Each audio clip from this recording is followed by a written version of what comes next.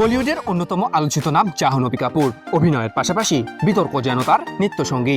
সম্প্রতি পেড্ডি সিনেমাকে ঘিরে নতুন সমালোচনার মুখে পড়েছেন তিনি। অভিযোগ উঠেছে, চরিত্রের গভীরতার চেয়ে তার গ্ল্যামারকেই বেশি গুরুত্ব দেওয়া হয়েছে। তবে বিতর্ক নতুন নয়। ক্যারিয়ারের শুরু থেকেই নেপোটিজম বা স্বজনপ্রীতির অভিযোগ তাকে তাড়া করে বেরিয়েছে। শ্রীদেবীর মেয়ে হওয়ায় সুযোগ পাওয়ার অভিযোগ গুনতে হয়েছে বারবার। এদিকে ব্যক্তিগত জীবনেও ছিল আলোচনার কেন্দ্রবিন্দু। শিকড় পাহাড়িয়ার সঙ্গে তার সম্পর্ক নিয়ে বছরের পর বছর ধরে চলছে জল্পনা, যা ভক্তদের আগ্রহ আরও বাড়িয়েছে।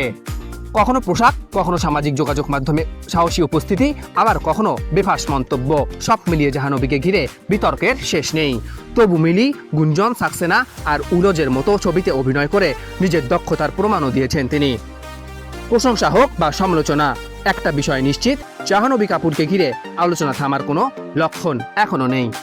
Shamsur Rahman, entertainment desk, Bangla post.